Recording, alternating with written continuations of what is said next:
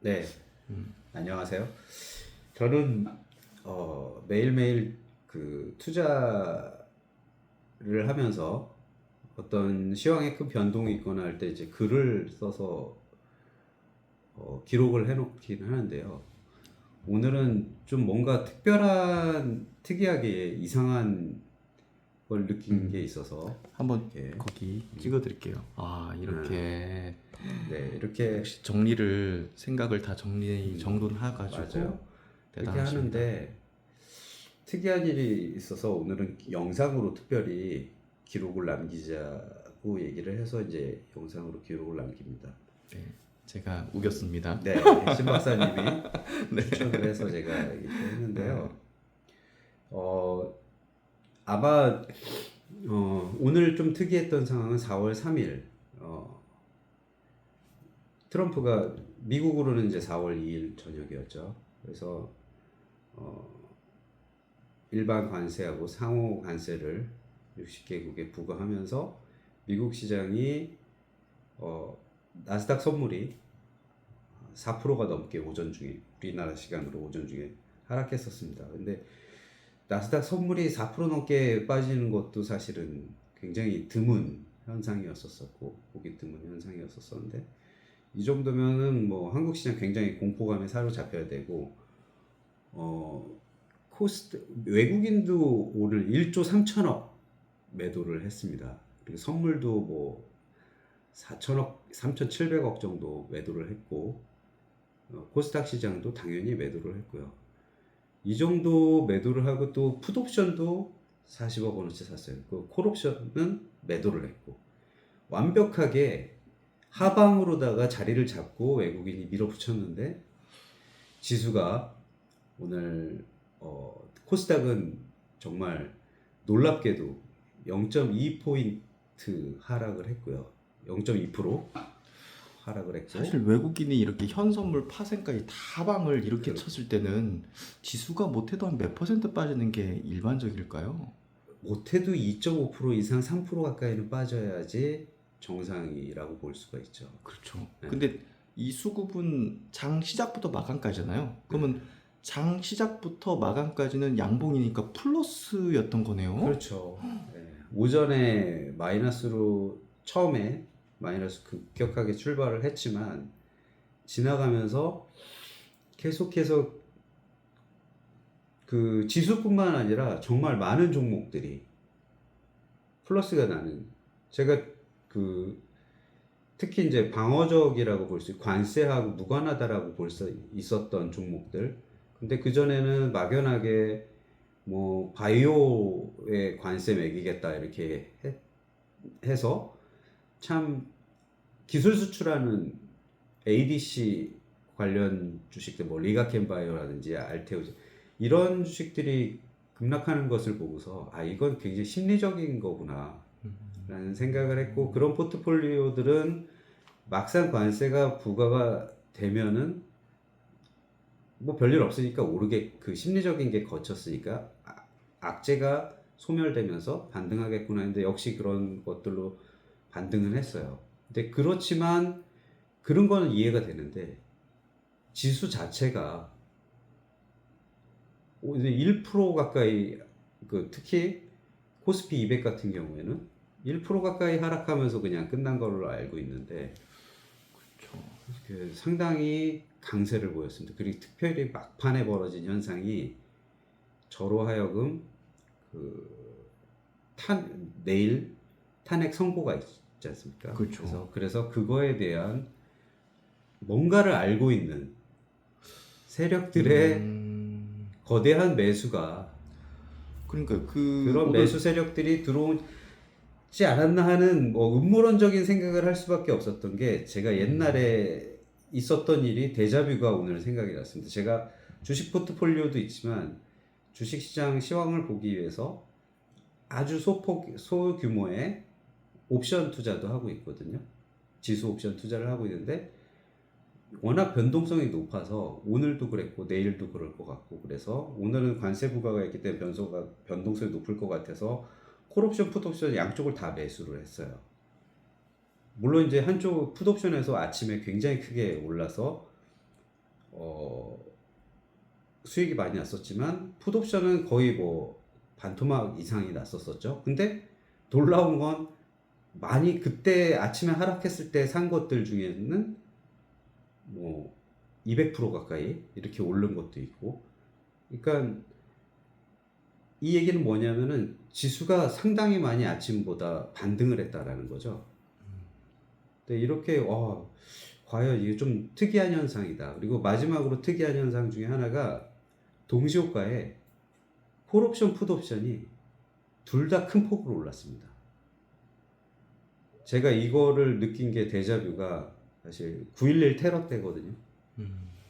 9.11 테러 때는 이제 막 주식 펀드 매니저로 입문을 해서 이제 배우고 있는 중이었기 때문에 그때는 저희가 종목 투자는 못해서 어쩔 수 없이 지수 옵션이나 뭐 선물 같은 거에 조금 투자를 했었었는데요. 그때 9.11 테러 전날 공교롭게 제가 풋옵션을 산 적이 있습니다. 풋옵션을 샀는데 뭐 그렇게 뭐 특별한 이유가 있어서 한 건 아니에요. 그냥 평온한 하루였었어요. 9월 10일 날 평온한 하루였고 오후장도 그렇게 큰 움직임은 없었는데 너무 콜옵션만 사다 보니까 제가 장세가 안 좋은데도 불구하고 계속 콜옵션만 사다 보니까 갑자기 풋옵션을 사고 싶다는 생각이 들었던 것 같아요. 지금 기억해 보면.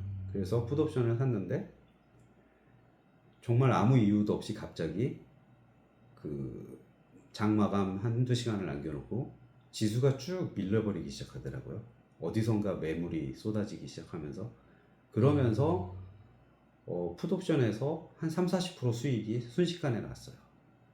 그래서 물론 이제 저는 이건 좀 가슴 아픈 얘기, 그러니까 그 사건 자체가 테러 자체가 많은 사람이 죽고 슬픈 이야기이긴 한데 저는 그 풋옵션을 매수했던 걸 정리를 했습니다. 동시호가에 정리를 하는 좀 운이 없는 그런 사람이었는데 어쨌든 그걸 갖고 넘어갔으면 다음날 100배가 넘게 벌 수가 있었었는데 어쨌든 그날 저녁에 정리를 했는데 그때 기억에 뭐 특별한 뉴스도 없는데 왜 이렇게 선물 매도가 심하고 풋옵션이 올라가지? 풋옵션 매수가 들어오지?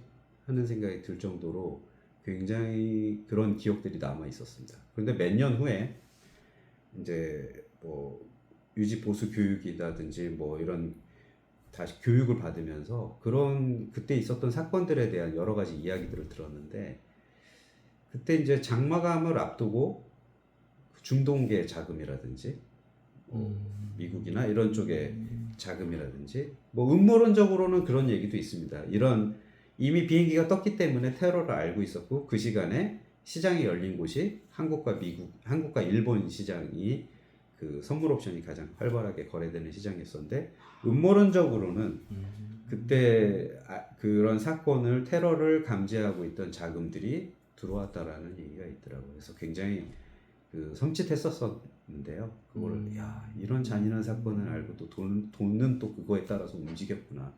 그래서 제가 24년 전에 그날 그때 왜 풋옵션이 그냥 충격적으로 그냥 오르지? 했던 의문들이 나중에 한 10여 년 후에 이런 음모론이 나오면서 그래서 올랐구나. 돈들이 들어오니까 풋옵션으로 들어오고 선물 매도로 돈이 들어오니까 그러니까 어떤 정보나 은밀한 정보를 네. 알고 있는 자들이 그렇죠. 그러지 않았을까 싶어요. 아무 뉴스가 없었는데 그냥 흘러내렸거든요. 근데 오늘의 키포인트는 내일 탄핵밖에 없는데 왜 지수가 안 빠지고 올라? 그러면 누군가가 탄핵의 결과에 대해서 알고 있는 거 아닌가? 물론 알고 아는 분들이 있겠죠. 철통 같은 보완을 하시더라도 이미 평결은 나 있기 때문에. 근데 어쨌든 외국인들이 1조 3천억 이상 저렇게 팔고 강력한 완전 풀 매도 포지션으로 나갔는데 콜옵션 뭐 풋옵션까지 콜옵션 매도하고 풋옵션 매수까지 했는데 이렇게 안 빠질 지수가 안 밀렸다는 거는 그 9.11 테러 전에 저희가 느꼈던 그런 섬찟한 뭐 이거 왜 이러지 하는 그런 것들이 반대의 상황이죠.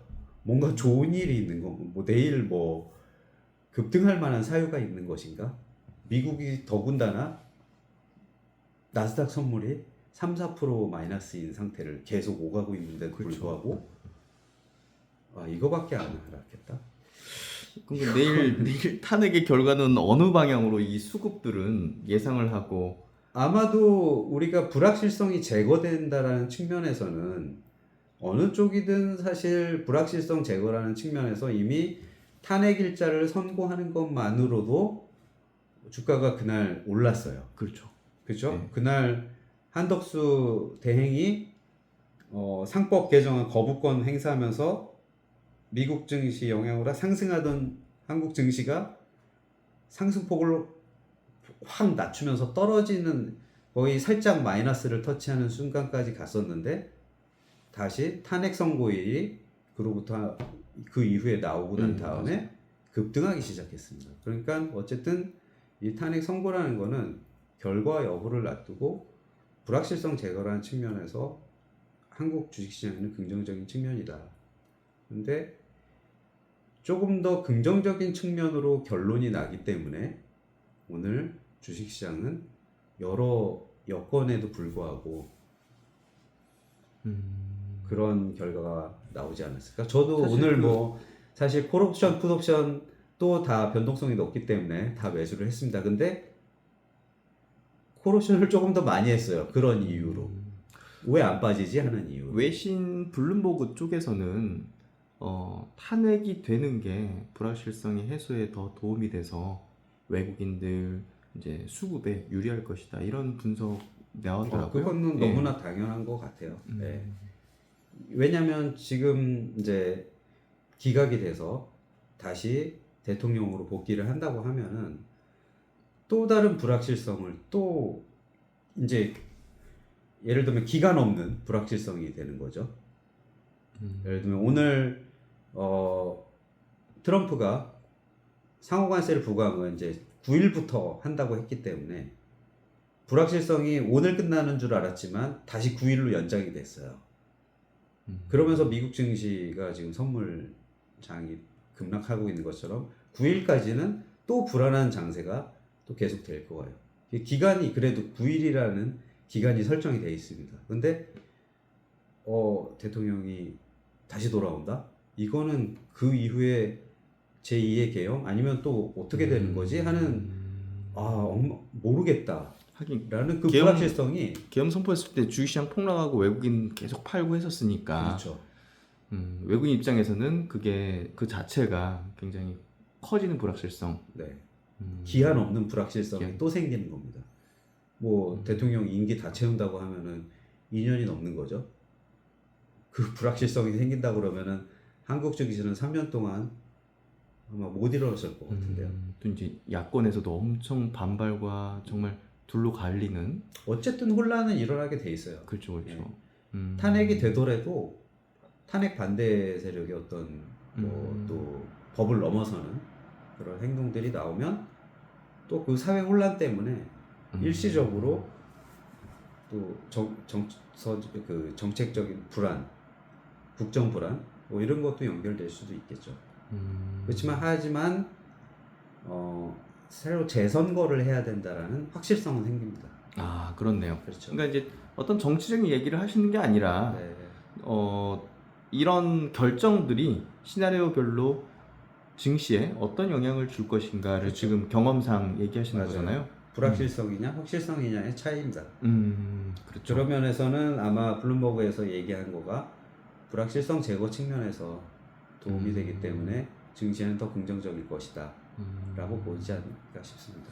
그럼 내일 어쨌든 결정이 된다는 부분은 증시에는 부정적인 것보단 그래도 우호적인 관점이 조금 더 우세하겠네요. 그러지 않을까 싶습니다. 어떤 것든 결정되는 게 이게 보이지 않는 손인지 아니면 음모론적인 자금인지 어떤 큰 세력들이 이런 거를 결론을 알고 투자를 했는지 모르지만 어쨌든 오늘 느껴지는 거는 제가 9.11 이전 9월 10일을 데자뷰하게 되는 약간 시장의 흐름과 또 콜옵션, 풋옵션 시장의 모습이었다 이렇게 보겠습니다.